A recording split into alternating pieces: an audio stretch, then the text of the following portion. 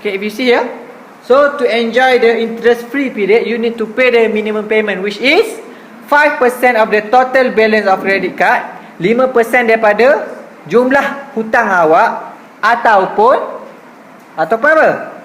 Minimum of RM50. But which one is higher? Mana yang lebih tinggi? Contoh macam ni awak ada hutang kredit card. 5% daripada hutang kredit card awak tu hanya RM10 saja, contohnya RM10 5%. Minimum payment berapa? RM50. Awak kena bayar RM50 tu. Boleh faham? Okay, nanti kita akan tengok contoh. Kenapa? If there are balance of latest upon expiry, maksudnya kat sini sekiranya masih ada hutang, sebab tadi awak bayar minimum payment je kan. Bila bayar minimum payment masih ada hutang. Bila masih ada hutang, awak akan dikenakan charge yang kita sebut sebagai finance charge ataupun interest, atau kata mudahnya bunga lah. Bunga di charge macam mana pula? Okey, bunga dia charge lain. Dia kata apa? Impose based on daily rate. Setiap hari dia akan kena bunga berapa? Okay, normally between 15% to 18%. Biasanya bunga ni dia kira di antara 15% hingga 18%. Dikira berdasarkan apa? Setiap hari. Okay, setiap hari.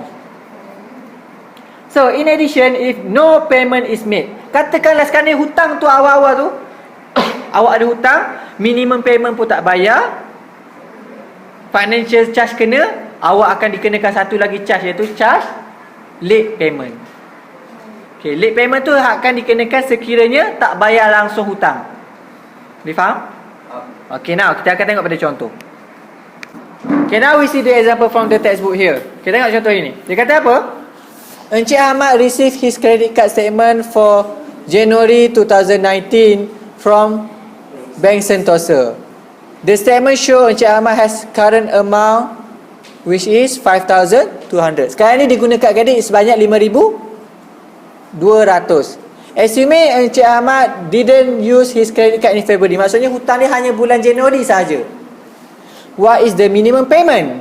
Berapakah dia punya minimum payment? Nak tahu berapa minimum payment? Tadi cikgu dah sebut. Minimum payment is either 5% ataupun RM50. So kita kena kira dulu 5% tu daripada hutang dia berapa. Understand? Okay, let's say you see here. Okay, sebagai tahu tengok sini. Okay, now his total credit card use is RM5,200. 5% from RM5,200 is RM260. 5% daripada RM5,200 tu adalah RM260. So dia kena bayar RM260 ke dia kena bayar RM50 tadi? Dia kena bayar RM260. Sebab apa? Kita ambil yang mana paling tinggi, yang mana lebih tinggi. Kalau yang 5% lagi tinggi, maka dia kena bayar 5% lah. Kalau 5% tu kurang daripada RM50, maka dia kena bayar RM50. So dalam kes soalan ni dia kena bayar minimum payment iaitu RM260. Understand? Okay, next kita tengok pada contoh yang kedua.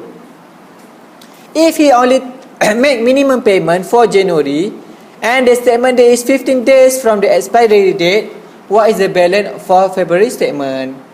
So maksud sekarang ni adalah dia bayar minimum payment. Dia bayar minimum payment berapa tadi? What is his minimum payment? RM260. So balance dia punya hutang berapa? Masih hutang dia? RM4,940. Okay, now. Okay, contoh saya buat kat sini.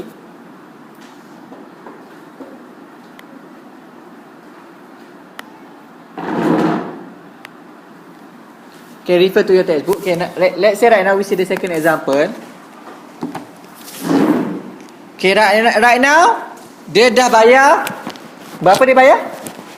RM260. So balance dia punya hutang apa? 409. Okay, we call as outstanding balance. Outstanding balance means baki yang tertunggak. So nak tahu outstanding balance adalah 5,200 minus RM260. So he still own dia masih berhutang sebanyak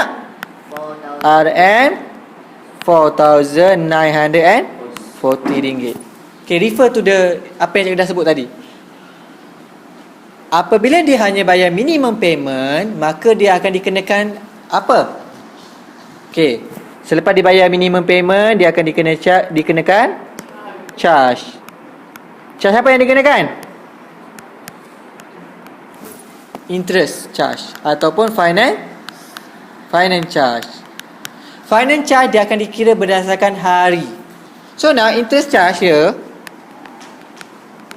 now actually we use the formula I equal to PRT. So sekarang ni if you see here, berapakah dia hutang yang masih berbaki? 4,940 ringgit. And then interest charge yang dia akan dikenakan adalah, tadi cikgu sebut apa? 15 hingga 18 kan? Betul? Kita ambil yang paling tinggi, iaitu 18%. 18%. So kalau kita tukar dalam R ni kena tak dalam decimal, betul? So dia akan jadi berapa? 0.18. Okay, now time. Sebelum ni awak dah tahu kita guna formula ni, time kena dalam apa? Hari, bulan, tahun, year, betul? So sekarang ni dia kata apa? Balik pada soalan. Dia kata statement date tu dah 15 hari dah kan?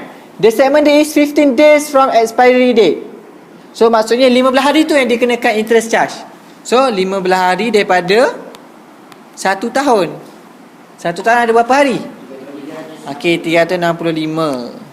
Okey, jangan kira tahun 2020 Tahun 2020 360 hari.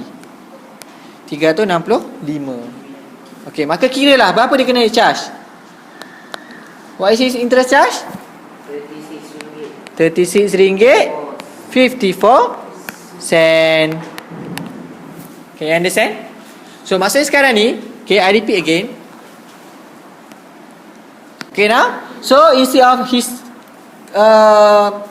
outstanding balance which is 4,940, sekarang ni dia punya hutang dah jadi, okay, kita sebut sebagai current amount. Okay, hutang semasa. Okay, jumlah semasa.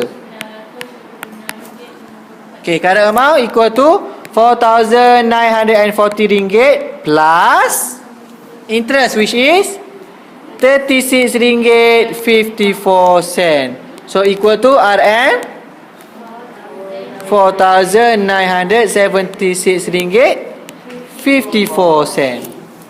Understand? Tu dia punya hutang dah sekarang. Oleh kerana dia hanya bayar minimum payment. Kalau dia bayar hutang semua sekali, tak ada dah kena ni. Okay, next. We see the next question. Okay, refer again to this question. The third question. Dia kata apa sini? If he missed his payment for January, what is the balance for his February statement? Maksud sekarang ni adalah hutang dia 5,200 tu dia tak bayar langsung. So apabila dia tak bayar langsung, apa akan jadi? Okay, when he didn't pay anything. Okay, awak tengok sini Okay, when he didn't pay anything, dia akan kena dua. Yang pertama, dia akan kena financial charge, dah kena satu. Lepas tu pula dia akan kena satu lagi, iaitu late payment. Dua benda dia akan kena charge. So kita balik pada yang tadi. Okay, refer to the example back here. So now,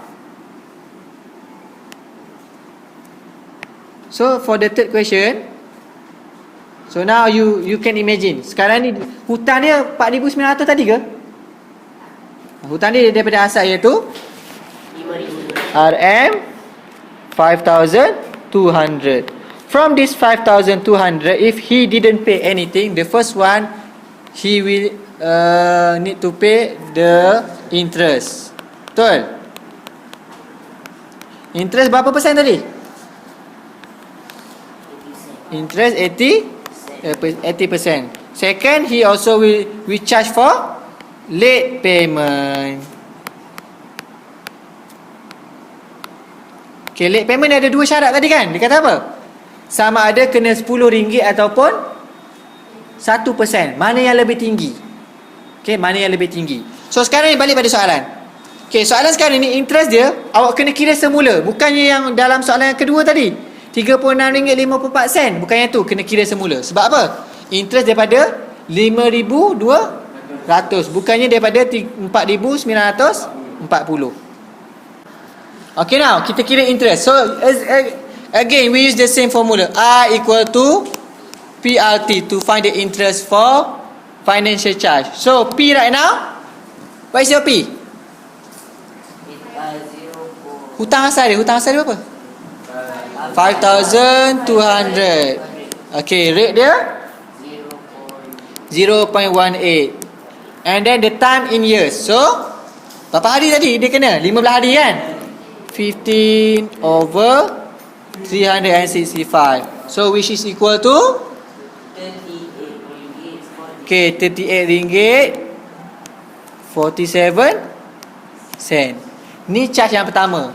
Okay, next dia kena pula charge apa yang kedua? Late payment. Okay, late payment ni dah lagi kejam. Sebab apa late payment lagi kejam? Bukan late payment tu kira daripada 5,200. Sebab dia dah langgar dua benda. Pertama, dia dah langgar minimum payment kan. Apabila dia langgar minimum payment, dia kena interest. So untuk late payment dia akan kena late payment charge. Okay, tengok sini